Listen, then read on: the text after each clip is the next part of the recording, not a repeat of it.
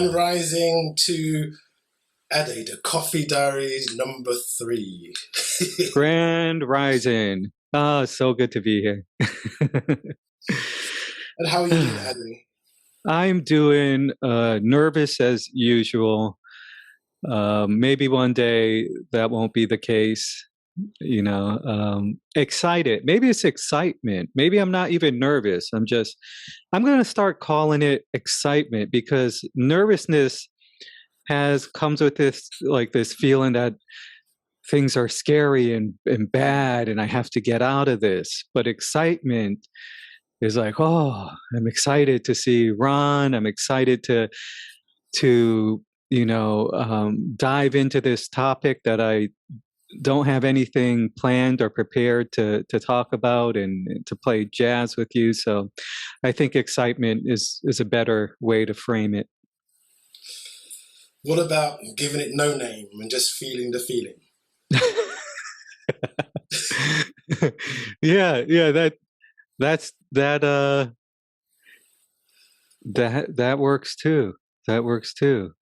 You see, but I needed you there to share that with me. Yeah. So yeah. Because sometimes I think when we label and name things, and because we've done it all our lives, this is fear, nervousness, but we're never told to actually go back beyond the word and to just feel it. Yeah. Well, that allows us to go into a kind of different dimension. Yeah.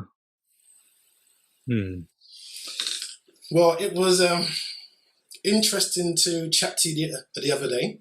We had a great conversation, and we could maybe talk about how this show title came about. So that short audiobook, The Man Who Planted Trees. Oh, yeah.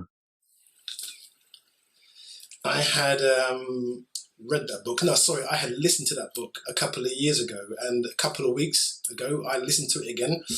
I thought, Ade might like this book. And it was an extraordinary book. Do you want to go into it a tiny bit, Ade? Sure. So there was a man who planted trees. And that's about it. No, I'm kidding. So you probably know the story a little bit better, but from what I got from it, there was a guy who was sort of walking through a village, if I remember correctly. I don't know if he lived at that village or not, but he stumbled across a man, and who, I'm not doing a good job summarizing it. Do you think you can probably do a better job, and I'll fill in the blanks? Okay, I'll go into it a tiny bit because we don't want to spoil it for anybody who wants to. Yeah. So it's basically this man comes across a shepherd, and he's planting trees by first finding the acorns. And what strikes him about this man is the simple nature of his life. How the simple things he does slowly and steadily, without any thought of the outcome, but in the moment. And it's in every action of this man's life. It's how he looks after his clothes, his house, the way he walks, how he plants the trees. And I think from there we came to the idea that this man, how he treated the simple things, how he treated the acorns, how he respected the clothes he wore and the house he lived in. And from these tiny steps, something remarkable came about. Not through him pushing anything, but just living in the moment for how he was. And I think it's an extraordinary story. It's about the simpleness of if we're just in tune to ourselves. This is what we feel that we should be doing at this time. We're planting acorns, we're planting seeds. And I guess this is what we're doing now, is building a community, working together. you and I don't know what topic we're going to discuss from one week to the next, but we talk about it and see what comes up in the moment. And then I think you came up with, what is reverence? Or that's the word that came to you. Yeah. And reverence, respect for the land, respect for others, respect for yourself. Mm. Something that I think now is as important as anything. To find our own way and our own path. And this reverence will change how we interact with all things, the land, other humans, other people from wherever they are. Yeah. I think that came to me. There's something I've been thinking about a lot, especially as I have been spending more time than I normally do in nature. And thinking about the Native Americans and how they thought of nature as an extension of their family. The trees, their relatives. And I was at the park one day with my kids, and we were sitting by a tree. And I was explaining to them that nobody really owns this tree. This tree is helping us to breathe. And this tree is a relative. I was trying to pass down the wisdom that I heard from the Native Americans, and the kids. I just saw my daughter specifically, her eyes light up. She got really interested in this, and they got it right away. There was no, well, that doesn't make sense. If this person owns this property, that means that they own all of this stuff, and how can these plants and trees and animals be our relatives, or they're not humans? And but she got it, and then she kept asking all these questions, and it got me to look at things in a different way. Another time I was at the park, and I went to this beautiful tree, and I hugged the tree, and I was feeling the tree, and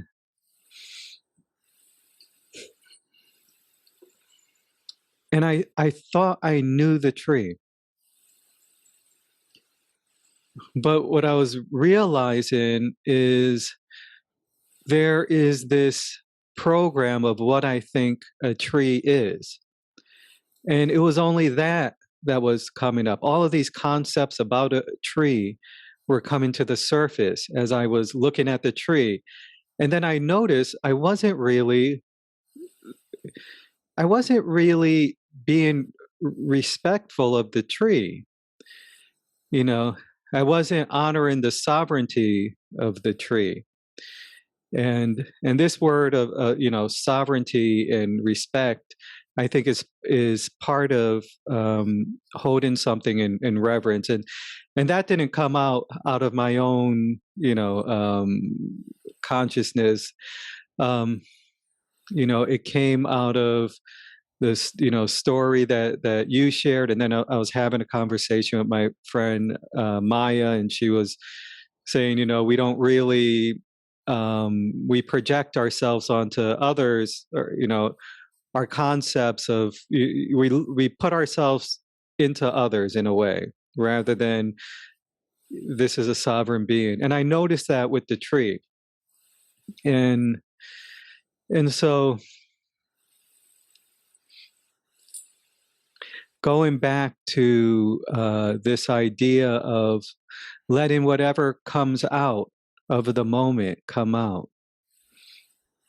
So I just waited. I just was there with the tree. And I noticed, then I realized I noticed certain details that I wasn't seeing before of the trees, and that reminded me of that story.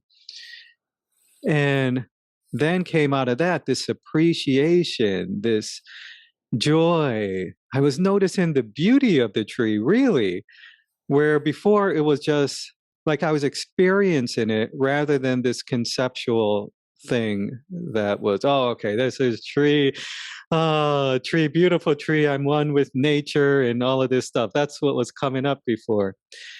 And so that I thought of that as having reverence, that's that's what that word meant for me, in that moment. And then from there, I guess you can see that even the word reverence falls away, because if we say I have reverence, there's still this I and the tree. When there is just this, you're in the moment. The word is not there. There just is. Yeah. And I think when you're in that place of being, then you can really see through the eyes of another. That separation between you and the other can disappear. So it's not just with nature, it's with all beings, all communities, indigenous communities, African communities, people around the world. If we can get beyond this I and see as a reality, we hear in spiritual communities, we are all one. But in reverence, to actually live it in that moment. Yeah. And that deep, and to realize that understanding of that deep connection.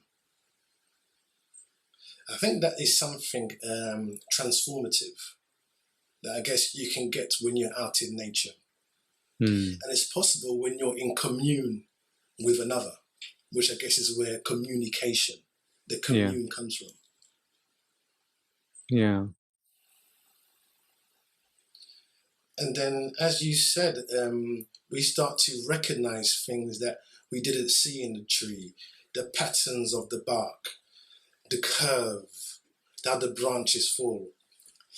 I remember when I was in Australia, I met a First Nations elder, and she was taking us around Sydney, and she was talking about this particular tree. It was how she looked at it. She pointed how the bark and the shape was, how the flowers were. And the way she said it, it was reverence, but there was something more. I'm connected to this land. And I think when I heard the story that when the Europeans first came over and they fed the First Nations of America, and they met the First Nations, and they were trying to sign treaties to say that they own this. To the First Nations, they didn't get the concept of owning. So how can you sign a bit of paper to say, now you own this? Because there was no particular word for ownership. Yeah. They didn't own the land. They were one with the land. A totally different way of seeing and interacting. Yeah. Yeah. It being out in nature recently with this new way of being, I'll say, I felt at home. And I know home is another concept as well, and another word that I'm using to describe something, but it's something I felt more at home in nature than I feel behind four walls, and I think it goes, the reason being, um,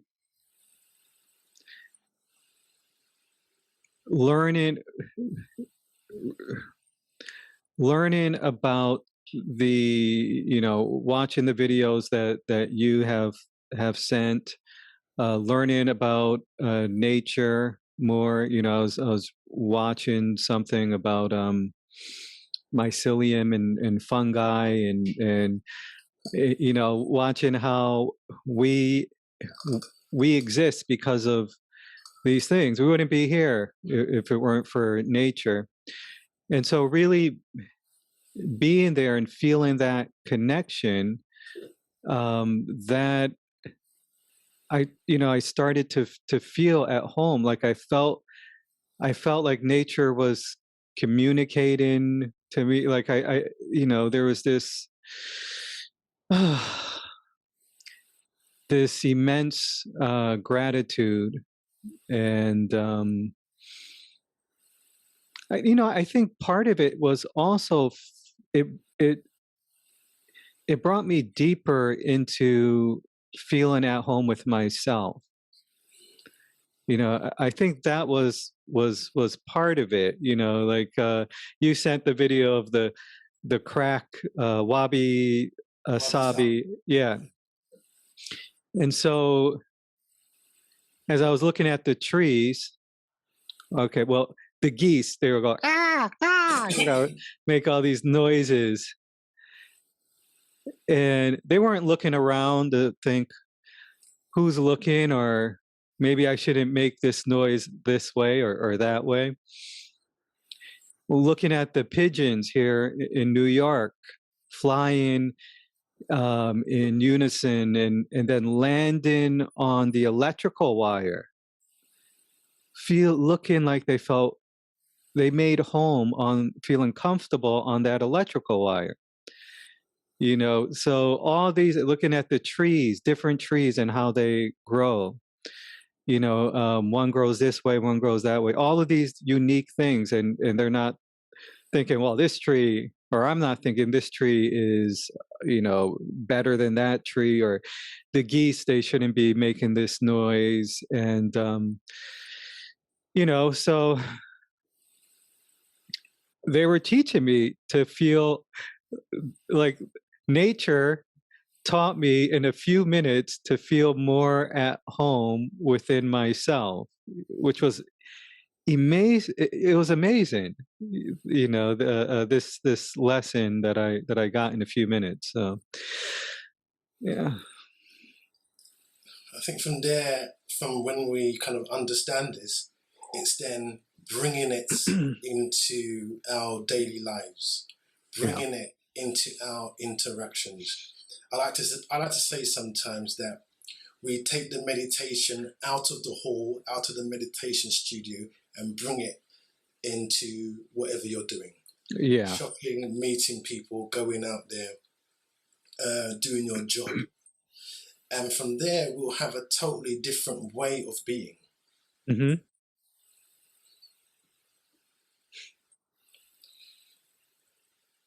And it's not a power over ownership. It's a connect. We have a connection, but a real life connection, an actually lived connection, and actually a connection which is true, past all the concepts of we're all one, we're all together, but actually in this particular moment. Mm. And I think from there, what can happen is you can then begin to see through another person's eyes who you meet. And I think you brought up, the First Nations of America. See through their eyes, or indigenous communities around the world. See their view of the land. See their way of living. And understand it more. And learn and listen. And listening as well will become paramount to our life, won't it? Because we're actually listening to what's happening. Yeah. Rather than me trying to explain or do something, listen to what's being said.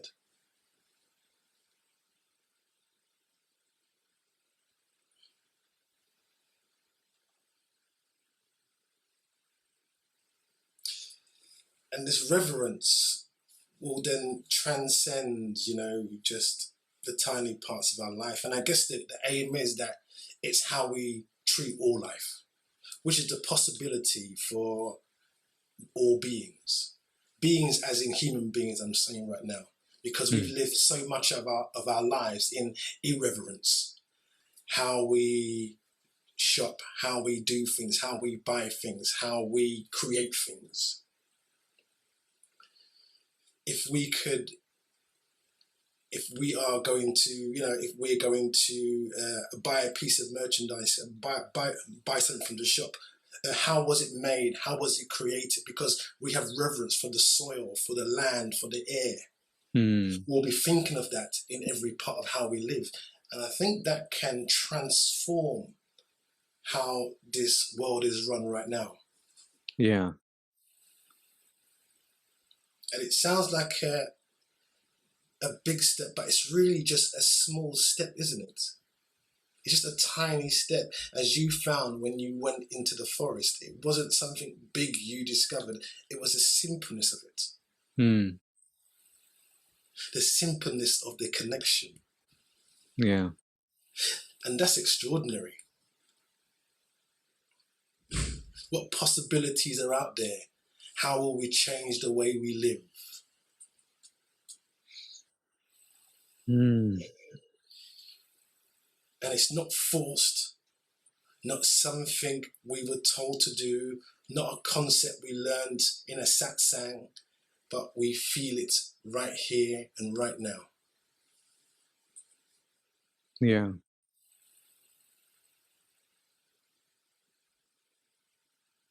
So what steps do you think, we can take to go along this path?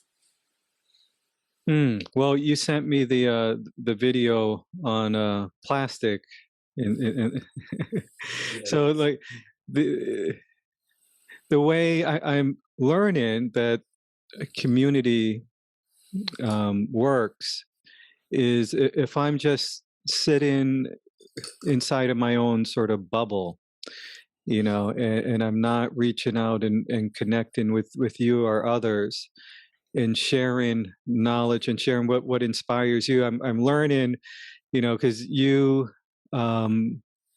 sent me a lot of things that have been very nourishing, and so timing is part of it,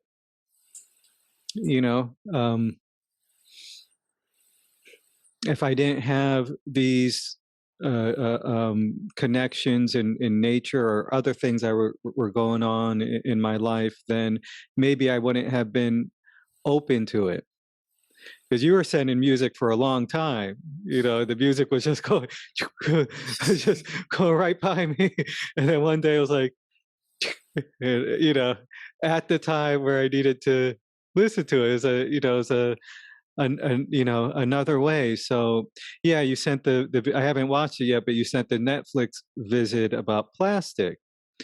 And so now, because I have been taking the small step of going out to nature, there was like something said, there was some thought like, oh, you can't go out to nature, or it has to be the right time, or and I just realized our everything has to align in the right way. And it's grace. Oh, this brings me to something else that, I want to get to, the grace part. But it was grace that helped me to catch these beliefs that were just these thoughts that were coming up. So I go out into nature, and then there was this feeling, I'd like to sit in the grass, and then the thought, like, you're not supposed to sit in the grass, there's in this place, and it's not warm enough or whatever. And they're like, oh, I'm gonna go sit in the grass. And so just being there and naturally getting connected with, it's not something that was put there. I got in touch with something that was already there, that was and so getting in touch with that was essential for being able to value nature more than maybe I was, so. And then little signs, now that the ears were open, I was walking and I walked right past a piece of a plastic bag that was on the sidewalk. And a guy drove up, I was walking this way. He drove in a pickup truck. He stopped. He got out of the car. He picked up the bag and he looked at me and smiled. It wasn't his bag. He saw it. He picked it up. And I thought, that's that grace. That's so like when I think when the opening's there and we begin to move towards this in a way, however this works, then we, the guidance is there, everything starts to align. So for me, I've just been more considerate. I'm in the state where I'm really wanting to learn more. I'm really soaking up everything. Environmentalists have been, I know this is not just about the environment, have been talking about these issues for a long time.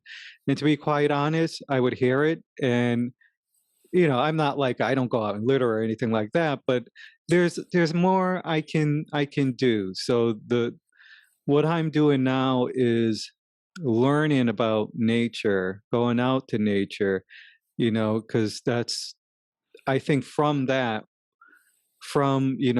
about it, we that desire to take care of it will come out of that. Understanding how we're connected to nature, and how it has this vast intelligence and creativity and all these things about it that it's just like, wow, like nature's is really awesome and beautiful, and and I'm part of that, and so I do want to take care of it. I don't want that to not be there, and so It's a wonderful story about the man getting out of his truck, because it's immaterial if other people throw it down there. He's being who he is. He's being who he is. And who he is somebody, if he sees this, he's going to do something about it. And so often I think when you have openings, it may bring you into conflict with others who don't share your way of being. And they may even knock your way of being. You're so silly, there's nothing you can do about it. What can you do? The problem's so big. But you're doing it because that's who you are. yeah. You're caring because that's who you are. It's your being. And I think it's more than getting back in touch, because we are nature, so we don't have to get in touch. It's just to let fall the ideas and concepts which have brought about an idea of separation. Yeah. We don't have to get back into anything. We are already there just to see it. It's like, if you think about getting back in touch, that's like looking for a pair of glasses that you're wearing. That's right. Yeah. You're here. And you see it with, when you see young children, how they interact with things, the wonder that they have. Yeah. So this wonder of, seeing things for the first time, seeing, hearing the wind or the snow or it's the sunlight for the first time. When I'm in nursery and we're in the playground, and I try to clear up all the things before we get started. But there could be a snail on the ground, and then all of a sudden they're not listening to what I'm saying anymore. There's this snail, Mr. Ron, there's a snail on the ground, and they're looking at it, and it's amazing. It's extraordinary. But it's natural inquisitiveness, and the questions they ask about the snail. Where's the snail from? What's the snail's name? What's the snail going to eat? Where's the snail's mummy and daddy? Yeah. Just little things like that. Yeah. And that brings you back into the meditation. in the moment, out of the studio into your everyday relations. And then from there, you're learning stuff. Oh, I see. Oh, yeah. Learning. Oh, yes. And you're seeing stuff, like you said, you're seeing things. Oh, I didn't recognize the way the sun glowed on the edge of the leaf, or, you know. And it doesn't have to be, you know, sometimes you hear, you know, in an airy, fairy way, and you're going out there and, oh, yes, yeah, how joyous and springing, there's a halo on your head and you're bouncing through life. And, no, in an actual sense, in a reality sense.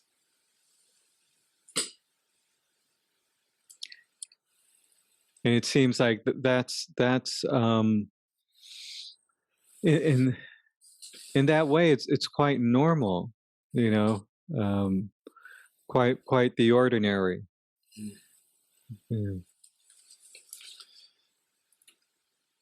So I guess from here we can, if you're living your life truthfully, I guess as well, you are going to come into conflict at some stage, or not. I don't know if it's or different opinion with others who will not recognize what you're doing. But I think it's to stay strong and know it's coming from you. You're not trying to prove a point. And I'm sure, you know, we've all done things, and we, you know, and we try to share what we're doing with people, and they're not listening, or they don't want to hear. But that's okay, because that's their way. Yeah. And if we just truthfully go along with how we're being and trust in ourselves, and you know what, Adley, is reverence for ourselves as well. Yeah.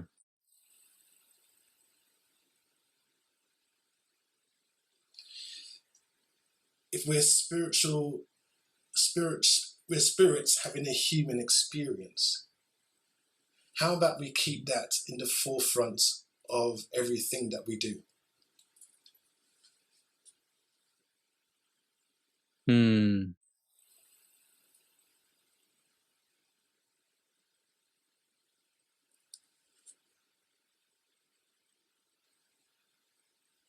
Not as an idea, not as a nice quote, not as something we read in a book a while ago, but here and now. Yeah. Yeah, I think having reverence for myself, or for oneself, is I find it to be very important. I can't say that I've always been successful, but recently there is more of a feeling, oh, okay, I'm just like nature, which I'm not separate from. There's more appreciation for myself, more,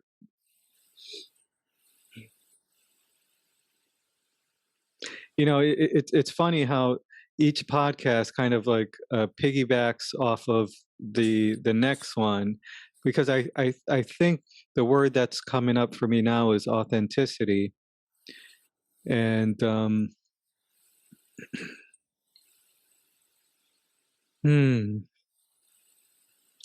that word seems to have like a different meaning now. You know, it's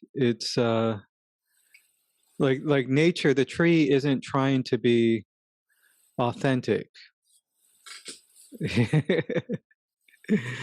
You know, it doesn't even need me to have reverence, you know, of its sovereignty or authenticity, or anything like that.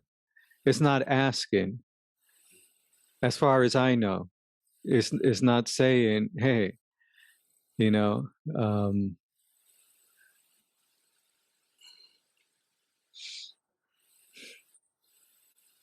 somewhere. You look at me.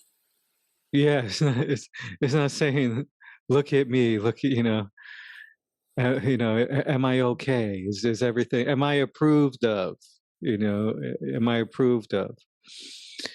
It seems we get that message in when we're kids in our developmental stages. I wonder how the indigenous people, how if they have something similar, or what was the sort of antidote of not letting that be the primary thing that runs a person's life, going throughout all of your life to gain that approval, doing everything to gain that approval, which equates to safety and things of that nature, because then that can take us away from this authenticity. And the authenticity, I think, if we are in just natural as we are, I think it's within that we just naturally want to care and hold other things in reverence. I think that's a natural outcome of that. There's this story I read about, and it was what are those people who go to Africa to help the children? Who are these people? They what are they called? Uh, not save the children is. Well, anyway, it was something like that. Anyway, so Yeah. he goes out there and he's working with a group of children. Yeah. And he kind of creates a competition, and this particular little boy wins, and he wins the prize. So the man says, you won, here's your prize. So this man's watching it, and this little boy who's got this prize goes off and shares it with all the children in his group, in his school. Mm-hmm. So the man goes over and says, it's your prize, you won. And he said, and the kid was like, yeah, we won. We won. Yeah. And the man can't understand, because I think in this particular nation tribe, there was no word for I. Ah, yes. So me winning, even the concept of me winning against somebody else didn't really exist. Mm-hmm. And so this guy had to change his whole view of how his parameters of competition, me win, you lose, and he saw it didn't have any relevance to this particular group of people. And I think from there's an opening for him to see, just because I've learned one way of being, it doesn't mean this is the way that it has to be. And imagine being this guy and seeing the possibilities then. If we didn't have to have this competition, me over you, me power over you, I've won this, you've lost. But for him to see that if one person won, they all won. Mm-hmm.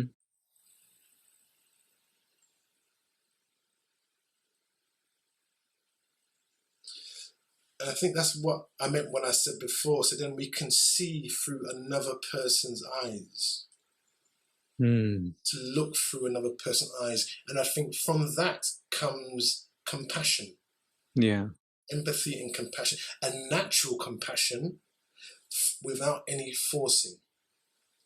Yeah. And that goes back to with the Native Americans, their philosophy, that is not a philosophy to them probably, but of thinking of the nature as relatives, because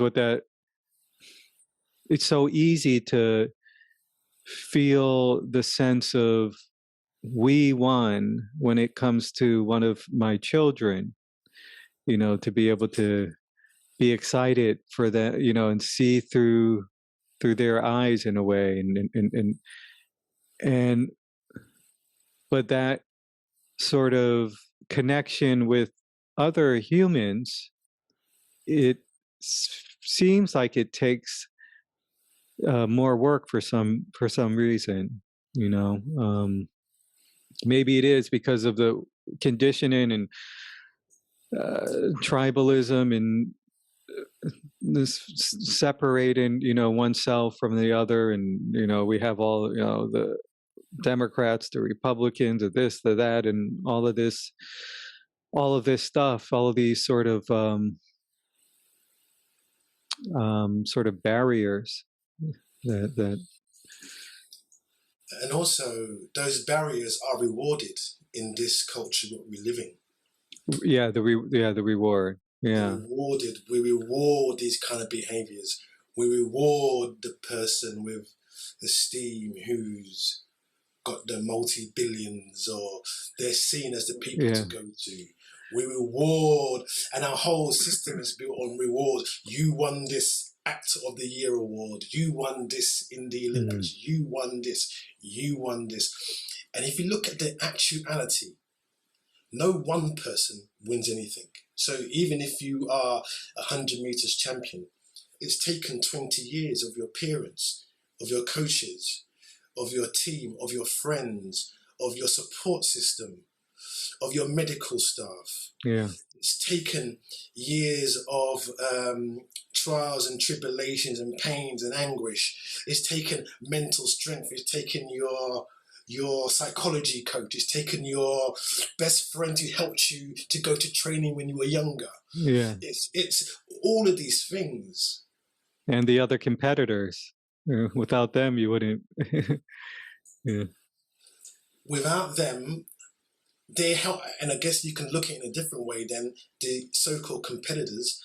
Without them, they're helping me push myself forward. Mm-hmm. Without them, I don't go to those big times because they're helping me, and it's really commune then, rather than this individual ideology of human beings.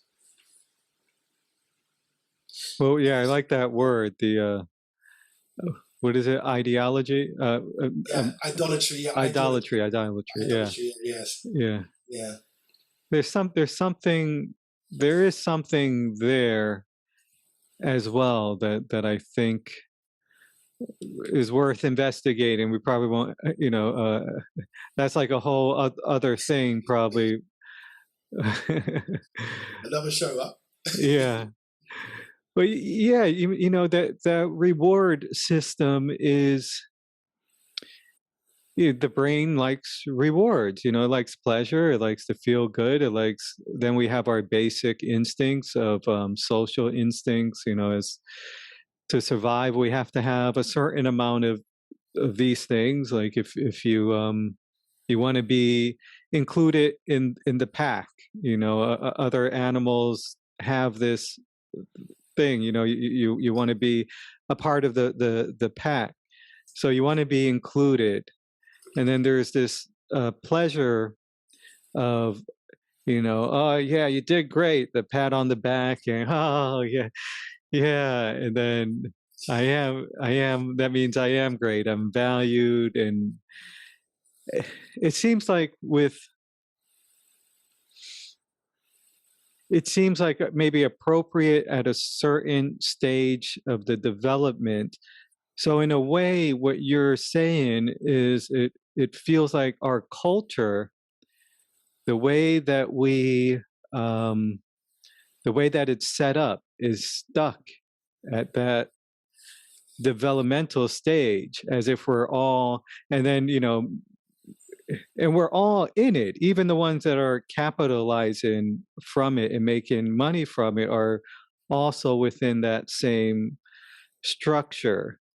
So we're kind of like, I feel like, at this evolutionary stage of power domination, and we're kind of, hopefully, I think, moving out of that to a more of a cooperation, compassion, compassionate way of being. I guess that's why we're having this conversation. Is a new way possible. can we do this? And it may not be achieved in our lifetime, but if we can, how do new systems be created? Created from people getting together, doing small things, tiny things, changing how we do things. Yeah. And I think it's possible. We start with playing jazz, going out there in the magic and the mystery and see what's possible. Because we can focus on, of course, what the oil companies, what they're doing, the terrible things. But what about if we say, okay, what can we create? And focus on creating this. Mm-hmm. Put our minds to it. So we focus on what we want and not focus on what we don't want. Yeah. And, you know, we're going to be called crazy, naive, it's not possible. But I always go back to, it's our inherent nature. Because we see it in all of nature, all living beings, and we see in children until we train them out of it. Yeah. So we see it. So if it's our inherent nature, then all it takes then is a shift of perspective. And this shift can happen sometimes not from what we say, but just from how we're being. That man who stopped his truck to pick up the plastic on the floor. Some people may have been watching that and they see and they go, ah. And it plants a few seeds. Somebody may be watching this 4 years. Ah, interesting. Planting a few seeds. And if we look at it that way, we kind of get off our ego and, oh, we want this to happen, that to happen. Yeah. We do it for just doing it. Yeah. Because that's who we are. Reverence for all things. And I think once you start on this step, I think I like what you said. You start and then you start seeing new things. Yeah. You get introduced to different people.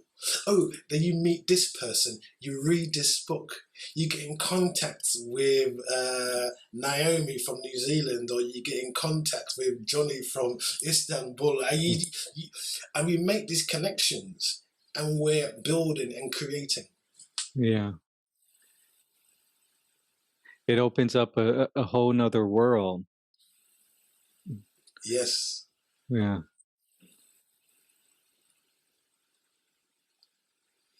It opens up a whole new world for how we're living. And it opens up opportunities for others who may be watching.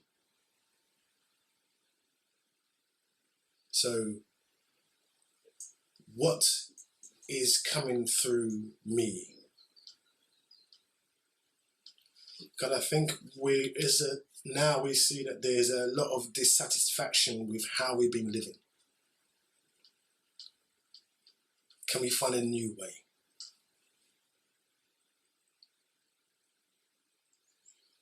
And maybe it's inherent on us to make these small steps.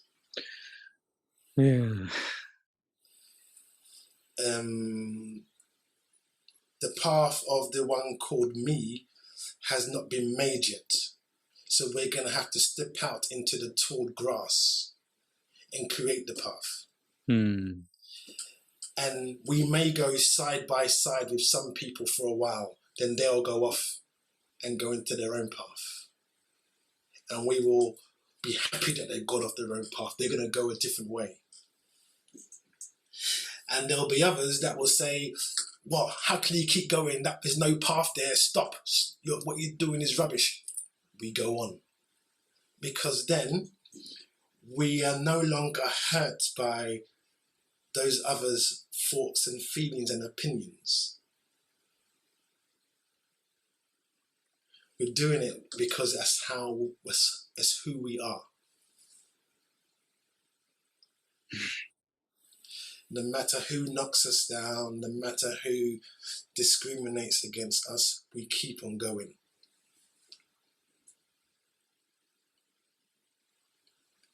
And so much of our history, if we see it every single day, is how people have overcome extraordinary odds to be here today. And you and I are a testament to that. Extraordinary odds. But our great-great-grandparents didn't know that we'll be doing this now. They laid the seeds. And we are the fruit. Yeah. So what fruit will come from our tree?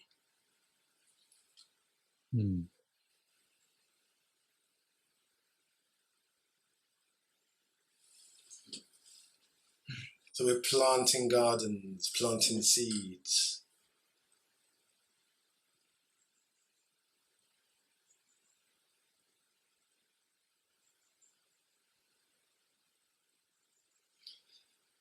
And when doubts and fear and anxieties rise, or the thoughts, I'm not good enough, they come.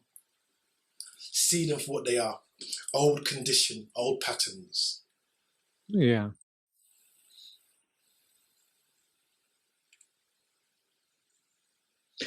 Yeah, old patterns. And one of the things that sometimes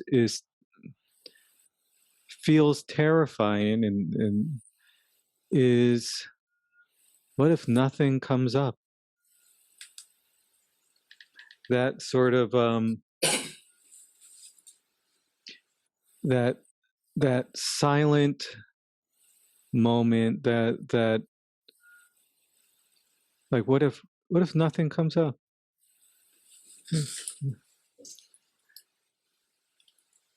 What if we look at it this way and we ask, the thought comes, what if nothing comes up? And you said the silent moment. Maybe that in itself is incredible. We've actually looked at the thought as it is. Yeah. Nothing's come up. Nothing's Who's going to listen to me? And we, for that second, give it our awareness. Yeah. Even that, I would say, is an extraordinary breakthrough.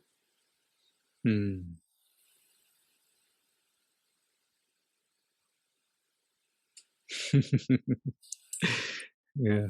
I don't know what to do. We didn't plan a few months ago to talk about reverence. We didn't plan to talk about authenticity. We didn't plan the coffee diaries. We didn't plan meeting Sumarati and Dre Day. Yeah. Tiny little steps.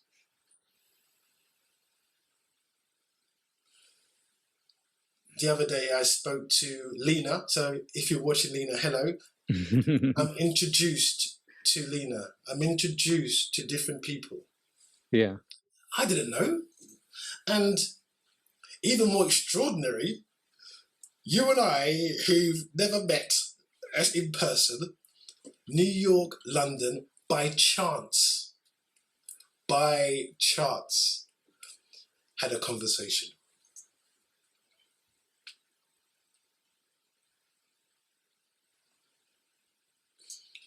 And you said it at the beginning of the show.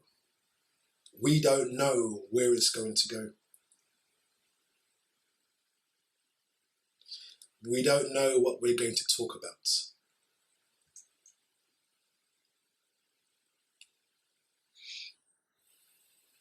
Yeah. Yeah, there's this you came up with this phrase recently that it really stuck with me, that I like a lot. the black hole of I don't know. Yeah, because I called you the other night. I think it was 4 in the morning. 4 in the morning. 4 in the morning for you, yes. Yeah, 4 in the morning for me. It was like 9 in the morning for you. And I had some old conditioning, old like traumatic sort of stuff that would always come up, and then I like shared it all with you, all of this stuff, and then we went through like how the fear was in the body, and I described it as a black hole, and then you said the black hole of I don't know. And that was perfect, because like that was the feeling that was connected. It was like, what comes up next? I don't know. I like, it's this searching and searching. Yeah, so it was such a nice phrase, for that. The black hole of I don't know. That should be a song, The black hole of I don't know. The black hole of I don't know. Dun, ba, bum, bum, ba, da, dun, dun, dun. Black hole of I don't know. Sometimes I feel like I won't grow. And then in the winter we find ourselves in snow. And then some people get depressed, and some people go. Ba-dum-bum, da-da-da-dum. The black hole of I don't know. Now Ron's got his guitar, so I think we're gonna have to go far. And right now, I'm scared because this is all coming out of thin air. Ba-bum, ba-bum, bum, bum, ba-bum. The black hole of I don't know. I'm loving this talk that we're doing, not knowing how it's gonna go, but I'm gonna do a dramatic pause.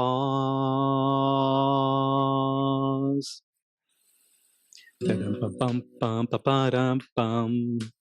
black hole of I don't know. Sometimes we get afraid that we won't grow.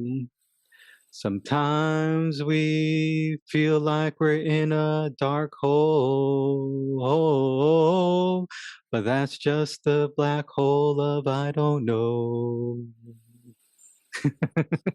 Beautiful. Yeah, Black hole of I don't know. dun, dun, dun. Afraid that we won't grow. Dun, dun, dun. The black hole of I don't know.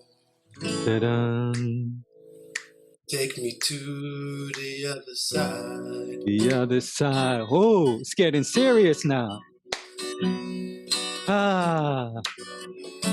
Da da da bum ba da da ba da bum bum.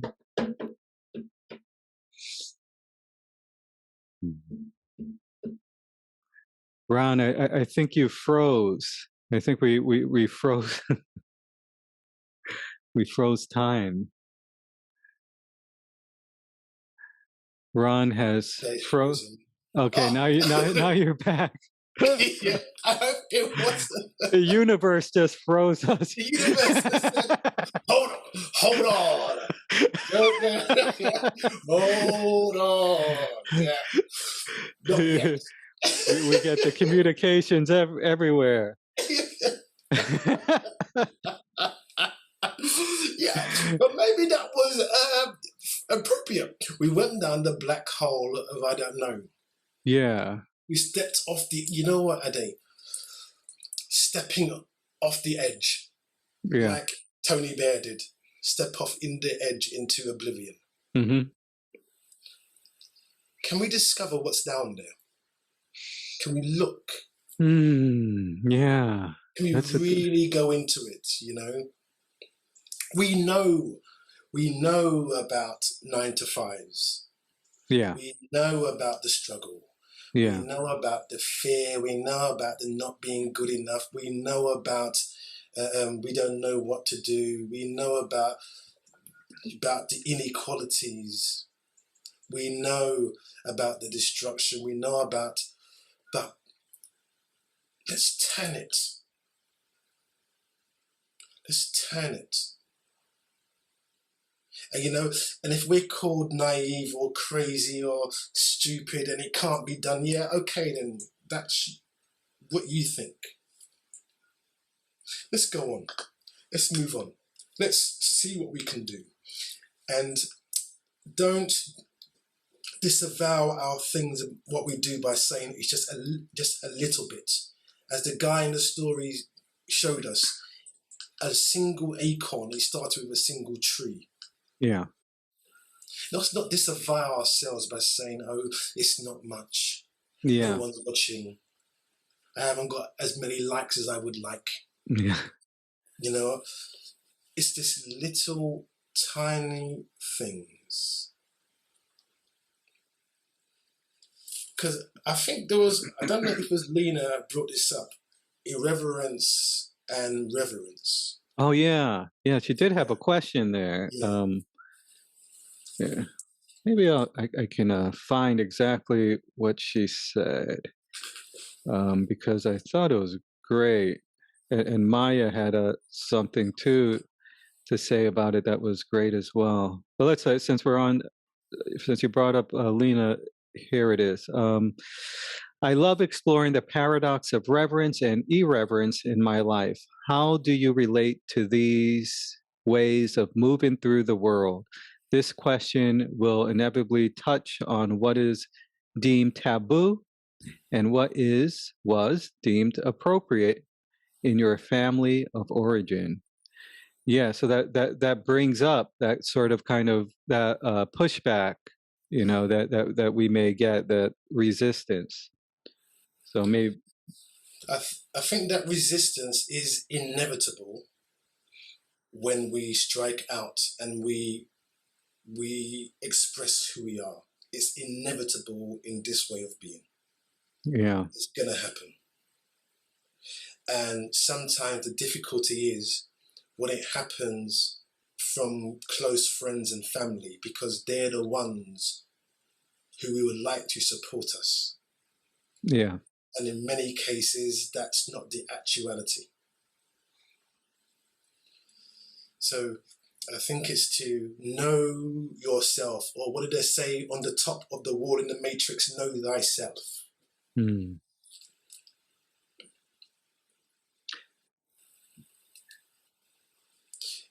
And move through, expressing who you are at that particular moment. And when you know that the pushback is going to come, that's the whole we go through. And that's really interesting. We see all of the artists, musicians that we admire, they all went through this. When John Coltrane went into his free jazz period, what's he doing? It's crazy. What's he doing? Yeah, but he was expressing who he was. And sometimes at that particular time, a lot of other people won't understand. But later down the line, they will. Yeah. That's I think I feel most comfortable probably doing that with my kids, and they usually give me looks. But then every once in a while, my 6-year-old daughter will start just joining in on a silly dance or something silly. I'll just be silly, like make up something, and then she'll join in, and then we'll join in this little thing that will just continue and continue and continue, and yeah, it's quite great. So I don't know what I'm trying to say. I'm just saying words that come up in experiences and things of that nature. Oh, but bringing up another thing that Maya had said, which was when we said, "What is reverence?" and she said, "Observation with and grace, or with grace, or observation with grace," something like that, which made a lot of sense, because observing something, but not expecting or trying to like get any results from it, waiting for it to tell you whatever it wants to tell you, or for whatever is going to come up, which is sometimes difficult. I think that's where maybe the grace part comes from, is that there is this, I don't know, this something comes out of it, something. And also, the grace is the letting go, being in the here and now. Yeah. And the observation, the watcher, is who you are. So coming from there, there's a natural connection to whatever you're doing, whoever you're speaking with, whatever you're interacting with, or whoever you're interacting with. Yeah. And the grace comes from this, I guess there is the only the here and now. We're out of time. Observation is beyond the mind. Yeah. Not judging, naming, criticizing, right, wrong, big, small, tall, small. It's beyond all of that. Just to see. Without my preconditioned judgments.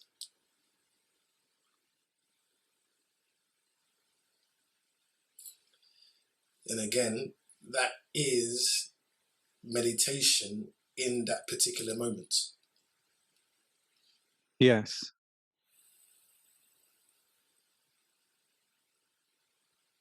In a way, it seems like everything can be this like sort of ongoing meditation.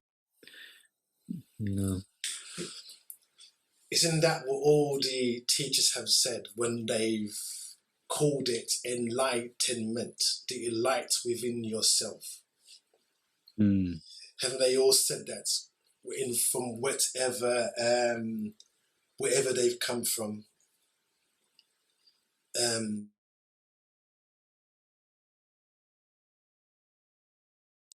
Yeah, you froze again.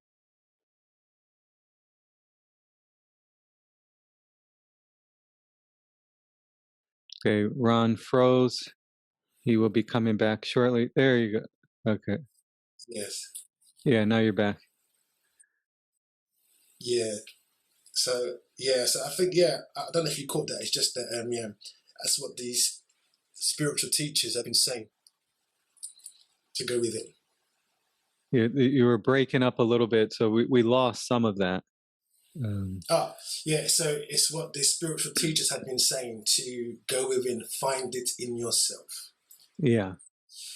I think now is the time to take on board what we have learnt and take it out there for whatever maybe you're a singer, actor, writer, conservationist, working in anti-racism, working with listening to First Nations people, Indigenous people, sitting back in the I don't know, and what can I learn from you?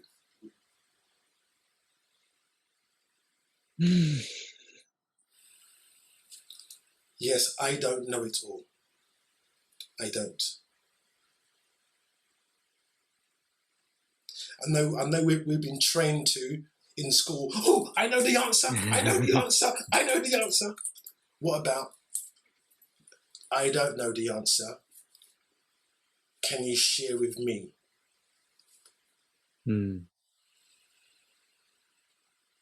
I do have an idea, but I would love to hear what you have to say. When somebody's telling you about the things they have gone through, can I listen? Yeah.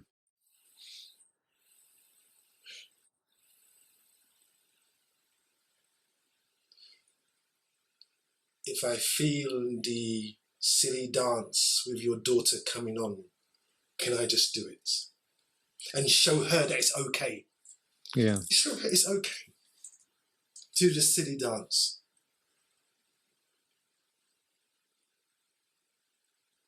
Doing a silly dance is a lot more productive way of living your life than many of the things that I've done. Doing the silly dance. Yeah. Because when you do the silly dance, there's an urge, I think, in people to want to join in. Yeah. There's an urge. It calls something inside. You know what? Yes. I think it's like, and it's like laughter. You know, sometimes when you hear someone laughing and you don't know what the joke is, but you just laugh because they're laughing. And that's, laughing is contagious. And isn't it amazing how just laughing is contagious, how it spreads? Yeah. And the human body itself is so sensitive. And we know that. How? Because when you're tickled by someone, how it feels. So are we sensation, pleasure of just being alive beings? Is that just our natural state? But it's been covered over by all of this other stuff. So our very bodies are sensations.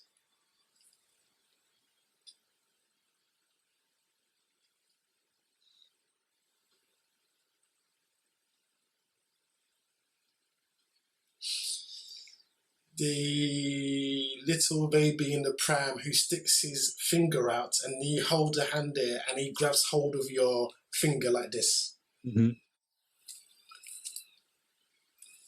That wasn't scripted. It wasn't something that you went out of your house saying you're going to do. It's something natural. Mm.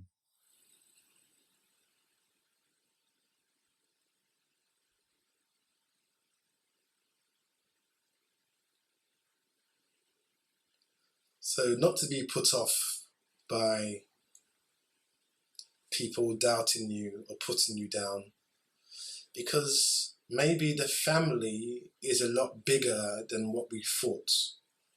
And the family you have are going to be some people you've never even met who will connect with what you're doing. Yeah. So then you're building.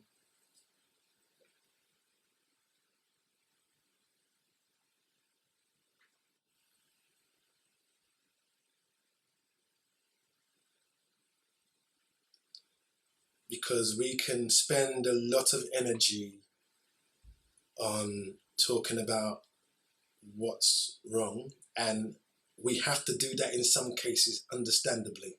Yeah. But let's also talk about create what we can do.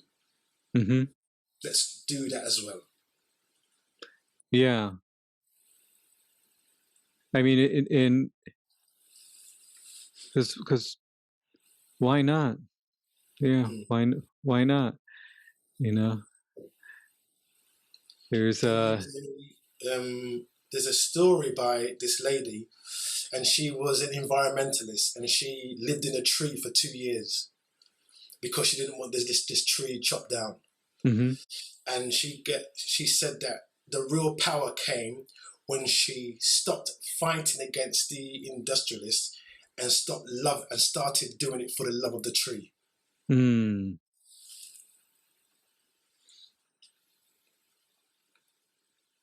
I think I watched that.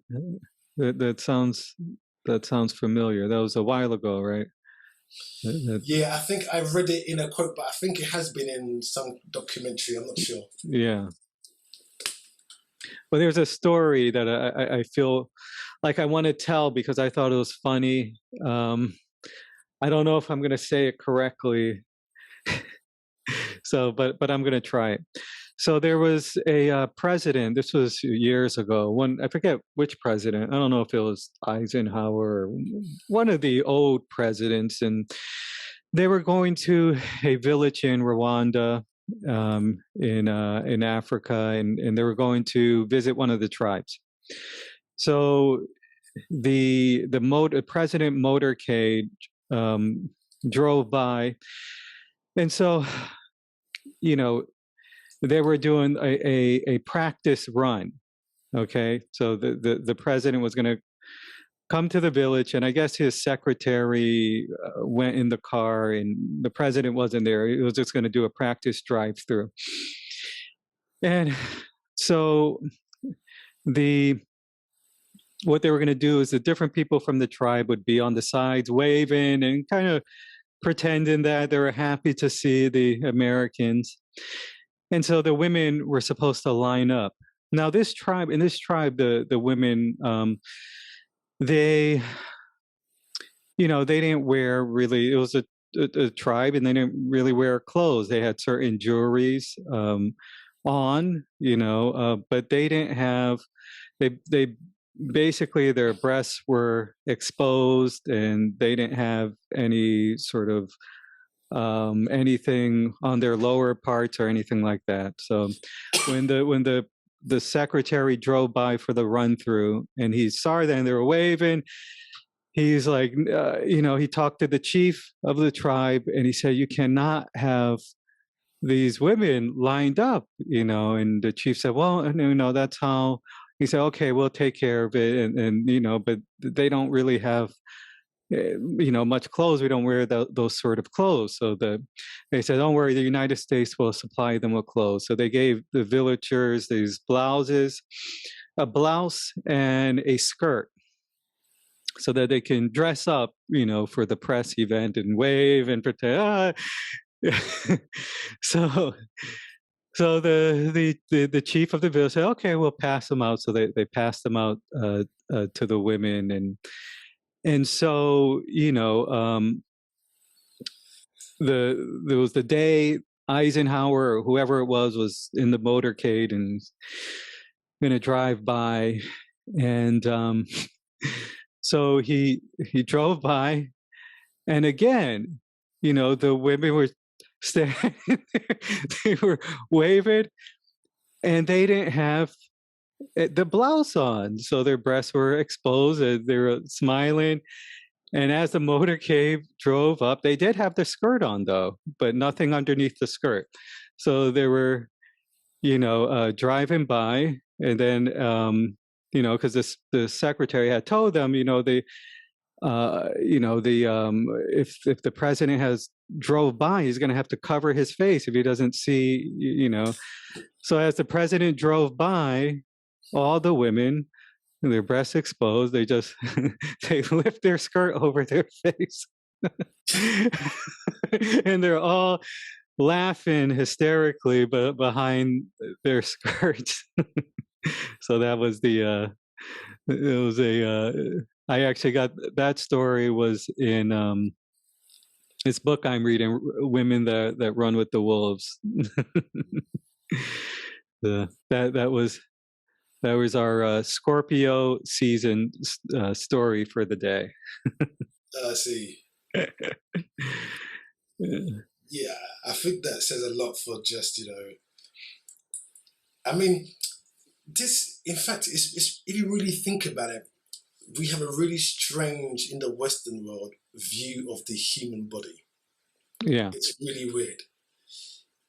The shame of it, the embarrassment about it, and I guess though, so many billions of dollars are spent on making you feel that you're not good enough. Exactly. Yeah. Your teeth are not white enough. Your bottom's not the right size. Your arms are not the right size. Your breast, your legs, and it's bombarded every single day. Yeah. And what about you go somewhere hot? You go somewhere and it's hot, and you're wearing no clothes. You wear no clothes because it's hot. Yeah. It's practical. Mm-hmm. But I think we got taught the shame of the human body, unless it was put into a sexualized way, especially in regards to women. Yeah.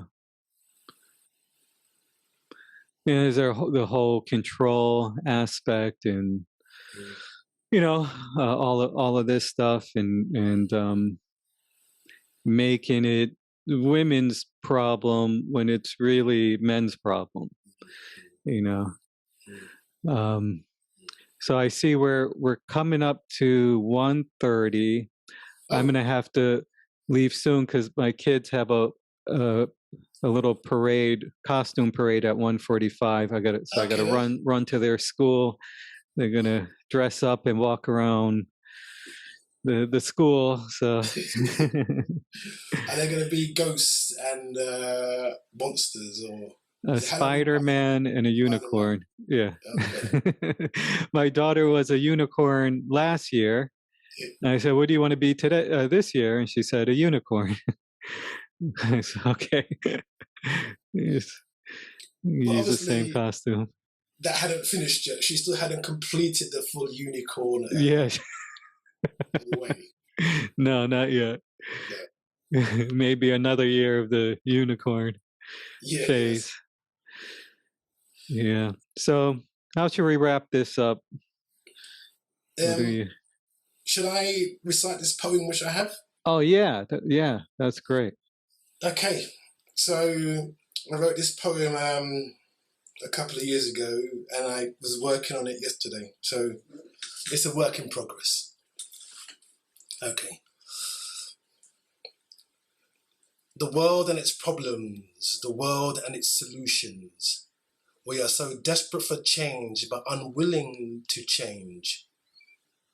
Do we dare to tear down and start again? Or just make minor repairs on a ship that is broken? Humanity was led astray on a road where a tiny few profited. The majority divided by engineered conflict, feeling powerless, strained, emotionally estranged. Are we brave enough to create a brand new vision? Can the eye that sees be a source for deliverance? Can we do what we have never done before, knowing that the powers that be will not relinquish control? Start with, I don't know. Just see our comfort was based in keeping our eyes closed. Can we build from the heart center? Can we see with a loving nature? Can reverence for life create new systems, harmony in interactions, not blinded by distractions? It's not the elite, but you and me that will dismantle illusions of separation. How radical are we prepared to be? Can we focus on what we want to create? Change how man and nature relate? Shift from power over to strength within? Release life from original sins? Balance the feminine and masculine? Flower in indigenous wisdom? Find healers of the soul? Listen to the drums? Dance to the music of the moon and the sun? Let any doubts that are felt burn in the fires of the one who observes. Let our actions match our words. Allow what was taken to be returned. Let us dream big, cosmic, supernatural. Let's build by connecting with the like-minded. Heal our pain. Make real reparations and start again. That's the road I choose. With one step, one sentence, one chord at a time. Beyond individual bodies to a shared being. For that, we will need a new way of seeing. That was great. Wonderful, wonderful. Well, thank you very much. So, thank you. And this has been number 3 on the Coffee Diaries. No, number 3. And just a reminder, have reverence for yourself. So important. remind yourself that you're home, you deserve to be here. Your opinions and perspectives are just as valid as anyone else's, and yeah, just share you, share your share share your music, share your love with the world. So we need it. Thank you, everyone. Thank you.